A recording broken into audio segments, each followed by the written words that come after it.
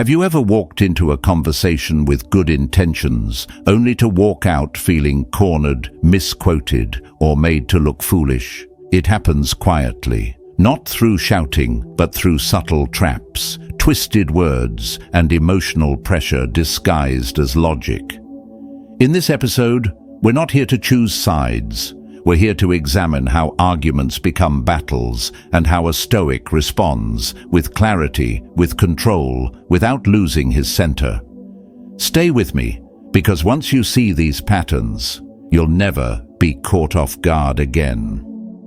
1. Spotting fight mode. Before any argument escalates, there is always a silent shift, a moment where curiosity gives way to confrontation. And if you can recognize that shift, you can choose not to get pulled into someone else's chaos. The Stoics taught us to observe not just others, but ourselves in every encounter. Epictetus said, "When someone irritates you, realize that it is your judgment that has made you angry. But what if the goal isn't just to remain calm, but to notice when the other person has already abandoned reason?" There are signals, some loud, some subtle. When someone begins to interrupt constantly, raise their voice, or dismiss your words before you've even finished them, they are no longer there to understand. They are there to win. But there's a deeper signal, the one you'll often miss if you're not grounded. It's when someone frames your opinion or even your identity as the issue, not as something to explore, but as something to attack. Imagine entering a conversation where the other person opens not with a question, but a prejudgment. "Let me tell you what my issue with you is going to be," not what they'd like to ask, not what they're curious about, but what they've already decided is wrong with you. This is not dialogue. This is battle disguised as discussion. And here's where you must practice what Marcus Aurelius called inner citadel, your fortress of reason. Because the moment you react emotionally, you've entered the arena they've built for you. A common trap in these moments is to feel obligated to defend yourself immediately, to fix their misunderstanding. But often, what they've misunderstood wasn't by accident. It was by design. Misquoting, reframing your words, exaggerating a nuance. They're not seeking clarity. They're seeking control. So what do? You don't match their intensity. You don't plead for fairness. You pause. You observe. You remind yourself, this isn't about truth. It's about ego, and you don't owe anyone a performance just because they've chosen to make you their opponent. The Stoics believed that the wise man does not respond to every provocation, because to respond is to acknowledge it as valid, and not all challenges are worthy of your energy. If someone is not asking to understand, but to accuse, step back, recenter.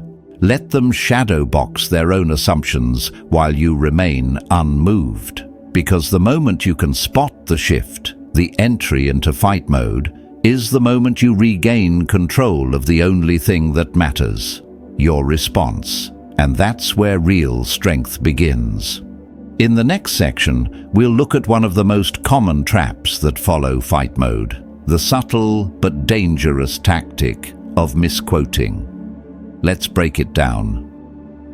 2. Countering misquoting. There's a quiet tactic that turns many arguments into traps, and it often slips by unnoticed. It's not shouting, it's not insults, it's misquoting. To misquote someone is to reshape their words into a version easier to attack. It's like building a scarecrow of their ideas, something flimsy, exaggerated and hollow, so that you can knock it down in front of others and claim victory. The Stoics had no patience for such games. Seneca warned that a wise man is content with his own approval, meaning he doesn't twist others' words to win points. He listens to understand, not to distort. Yet in today's world, especially in public discourse, distortion is a strategy. And if you're not careful, you'll find yourself defending a belief you never actually held. Imagine this scene. A man says, "When someone treats me with respect, I treat them with respect," a principle rooted in courtesy. But suddenly, he's being asked if he would therefore respect dictators, war criminals, even Hitler. The leap is absurd, but it's intentional. It's an effort to trap him into defending an implication he never made. This is not argument. This is entrapment through manipulation. Now, let's not get distracted by who said what. That's not our concern. What matters is the pattern and the lesson. If someone tries to replace your position with a caricature, you must not fall into the trap of defending their version of your words. That's like being challenged to a duel and then letting your opponent choose your sword, your stance, and even your identity. What the Stoics would tell you is simple: return to first principles. Clarify your truth before you defend it. Don't just say, "That's not what I meant." Say, "Here's what I actually believe." Anchor the conversation in clarity. Don't rush to battle when the battlefield itself is rigged. There's an art to this. It requires calm. It requires presence. If you're flustered, you'll get dragged further from your own center, and that's when you start arguing for things you don't believe, just to survive. That's how they win, by moving the conversation away from reason and into a performance of confusion. But when you calmly restate your position, when you refuse to fight over the false version they've invented, something powerful happens. You regain authority, not just in the argument, but in yourself. You're no longer defending an identity they assigned to you. You're standing firm in your own values. Marcus Aurelius reminded himself, "If anyone can refute me, show me I'm making a mistake or looking at things from the wrong perspective, I'll gladly change." That is strength. Not the refusal to change, but the refusal to defend something that isn't true to begin with. So the next time someone misquotes you, don't fight their illusion. Return to your center, clarify your truth, and stand in it. That's what a Stoic does. Now that you know how to protect your words, let's talk about how to protect your voice, especially when someone keeps trying to cut it off. Let's move to one of the most subtle but disruptive tactics: interruption. 3. Responding to interruption tactics. There's a particular kind of frustration that creeps in during an argument, not when someone disagrees with you, but when they won't even let you speak. When you're halfway through a thought and they jump in, not with a question, but with a derailment. Not to seek clarity, but to steer the conversation away from your point. This is not a dialogue. This is a strategy. And yet, a Stoic doesn't panic in this moment. He doesn't raise his voice to compete. He doesn't allow himself to be dragged into noise. He remains composed because he understands one essential truth. Interruptions are not about logic. They're about control. Epictetus reminds us, it's not events that disturb us, but our judgment about them. So let's adjust the judgment. An interruption is not a crisis. It's simply a test of your focus. The first way to respond is simple but powerful. Acknowledge, then return. If someone cuts you off mid-sentence, don't rush to fight them. Instead, look them in the eye. Pause and say something as calm and disarming as "understood." Then return to your point. Not only does this re-establish your place in the conversation, it signals control. In one such case, this quiet pivot shifted the energy.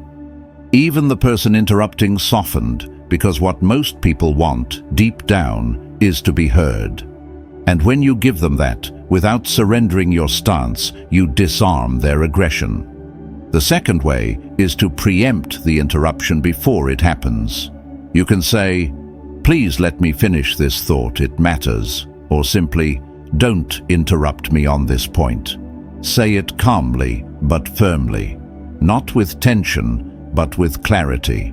This signals not hostility but presence, and presence is power. You'll notice something interesting here.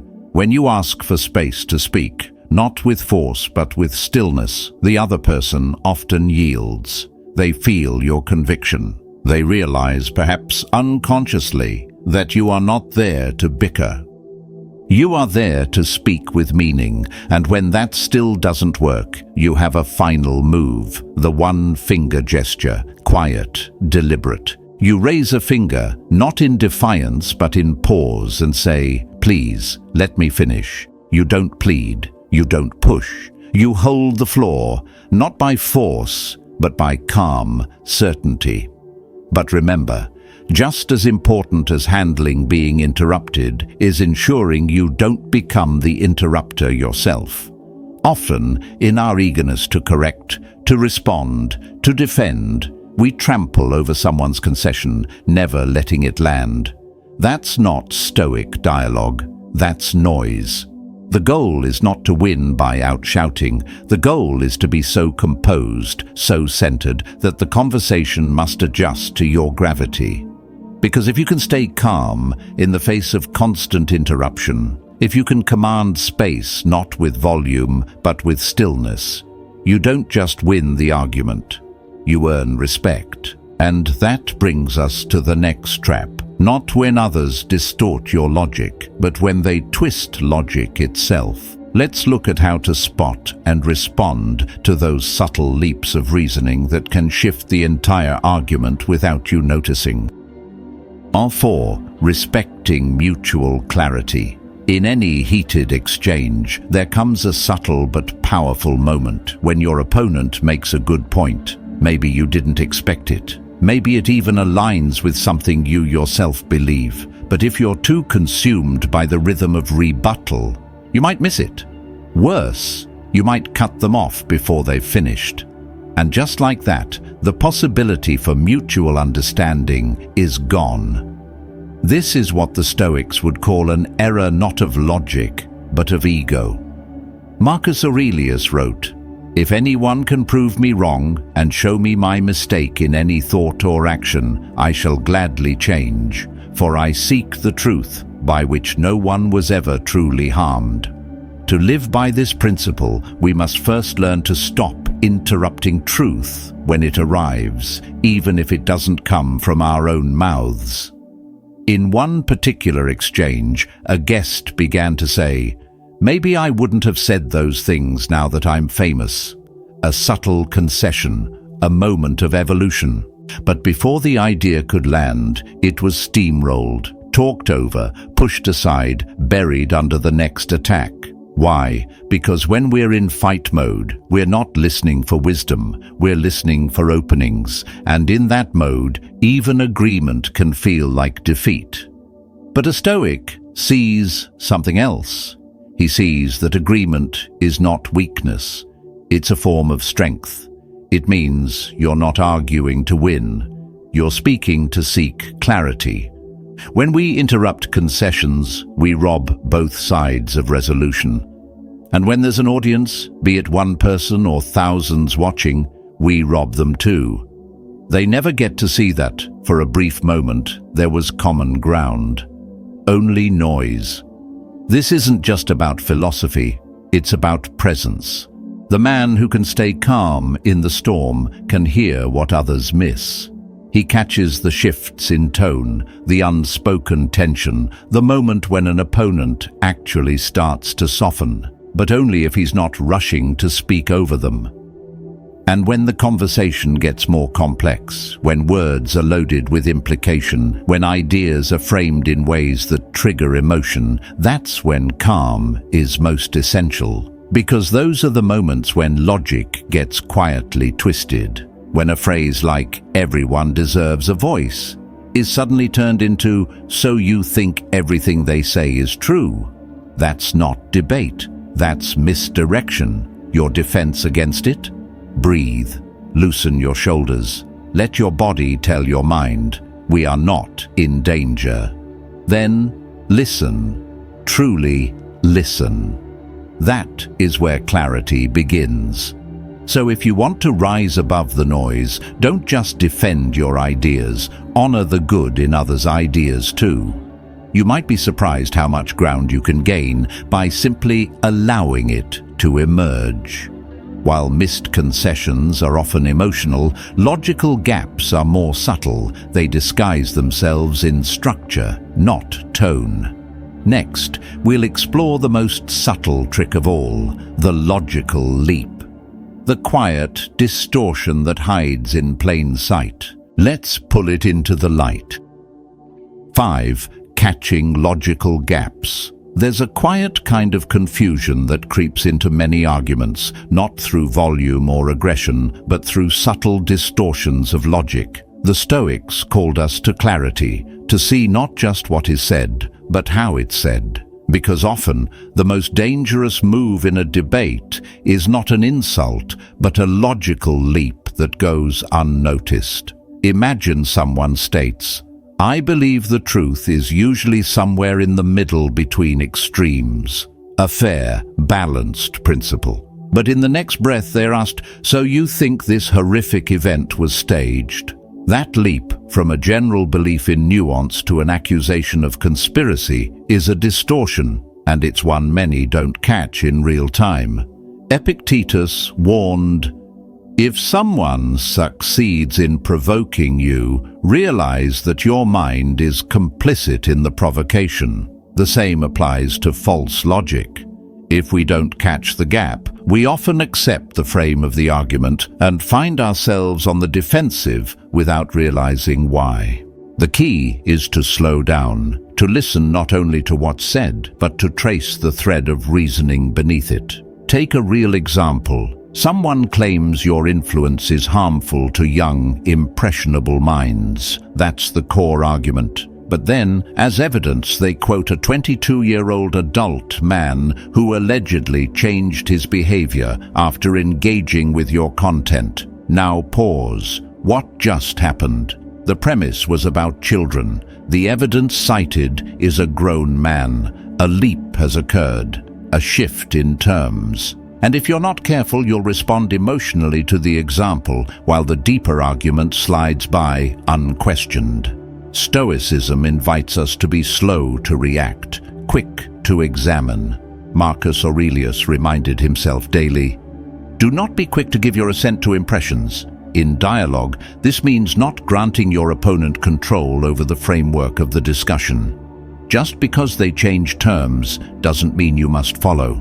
But it's not about being combative. It's about being precise.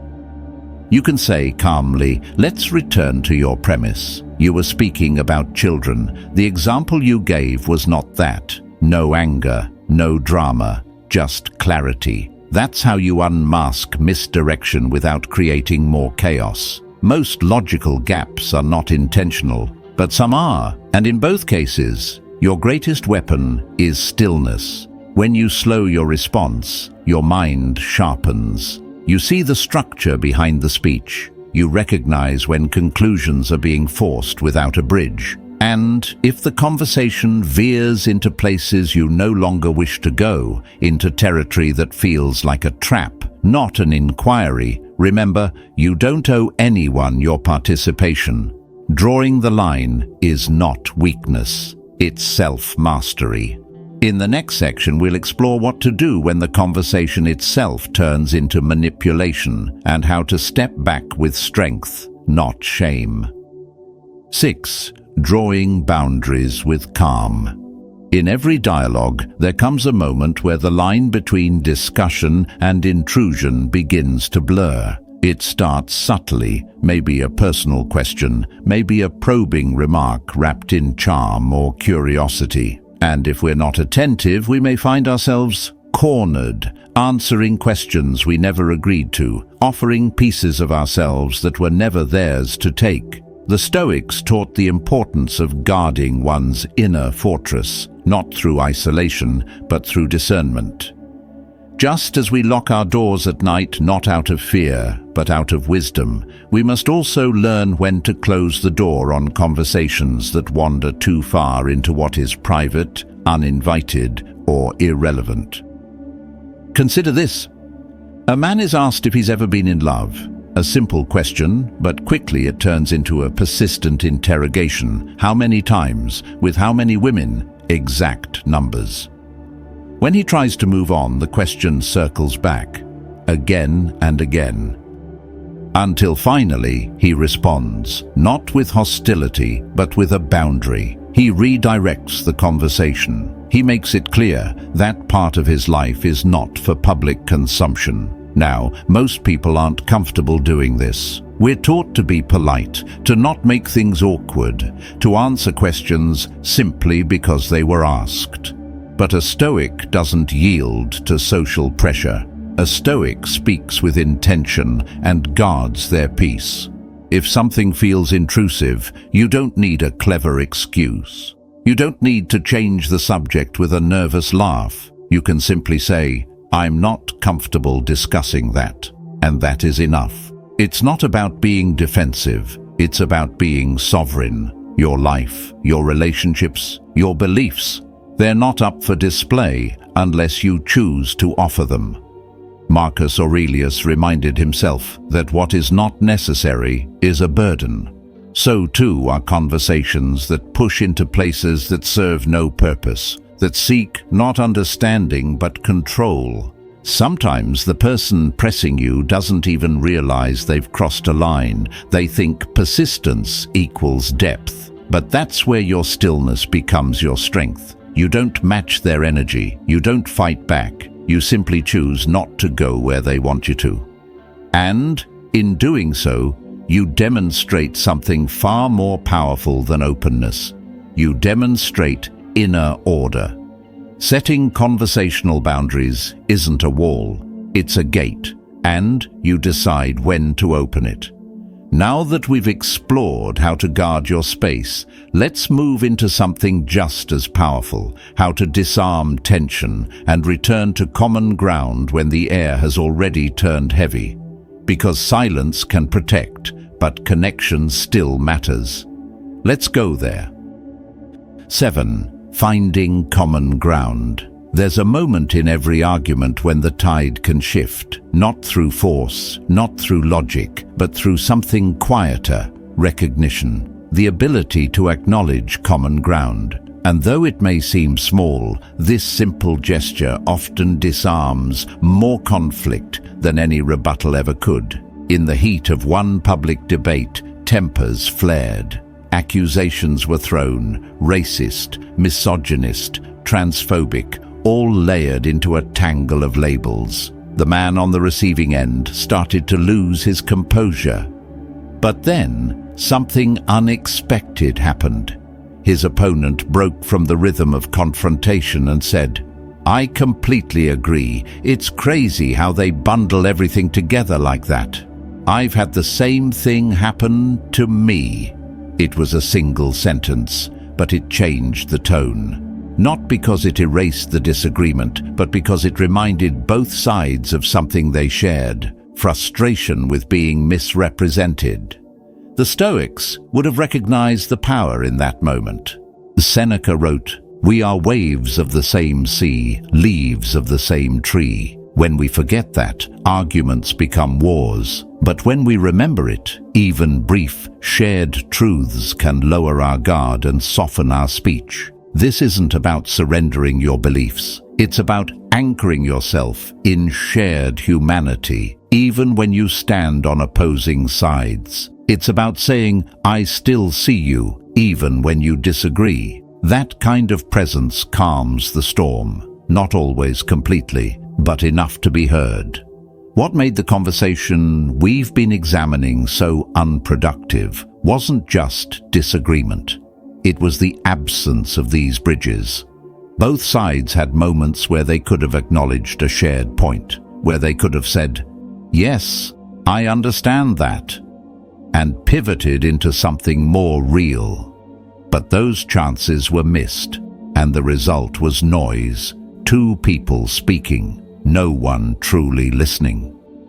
So next time you find yourself in a difficult conversation, don't just ask, how do I prove I'm right? Ask instead, where do we already agree? Because that's where the real conversation begins. In our final insight, we'll explore a Stoic truth often overlooked in debate, the rare courage it takes to change your mind. Let's look at why doing so is not weakness, but wisdom. 8. The strength to change your mind. There's a quiet kind of strength that rarely gets celebrated, the strength to change your mind. Too often, we equate consistency with character. We believe that to evolve is to betray ourselves, that to revise a belief is to admit we were weak when we first held it. But the Stoics saw things differently. Marcus Aurelius wrote, "If someone can prove me wrong and show me my mistake, I will gladly change, for I seek the truth by which no man was ever harmed." Changing your mind, then, is not a flaw. It's a form of honesty. It means you've continued to grow, continued to examine, continued to refine your understanding. The opposite, clinging to outdated ideas simply because they're yours, leads only to rigidity and pride. In one public exchange, a man was challenged repeatedly about a statement he'd made in the past. Instead of acknowledging that his views may have shifted, he insisted that he still stood by everything he once said, despite evidence that he now saw things differently. Why? Because to change, in the public eye, can feel like exposure, like vulnerability. But here's the truth. Nothing is more powerful than a person who can say, "I no longer believe what I once did." That's not weakness. That's wisdom in motion. You are not your past opinions. You are the one who observes them, questions them, reshapes them. And if you give yourself the freedom to grow beyond them, you become more grounded, not less. So the next time you feel the quiet discomfort of realizing you were wrong, don't resist it. Let it guide you. That's the Stoic path. That's what it means to be truly alive to reason. Because no belief is worth more than your freedom to grow beyond it.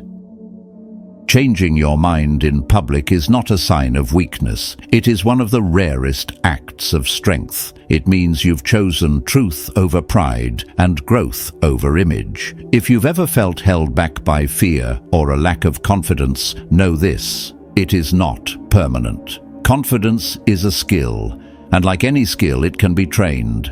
We've seen thousands of people unlock their voice and step into any conversation without fear. If that's a journey you feel ready to begin, the link is below. If this message resonated with you, comment "Hold your ground" to anchor it.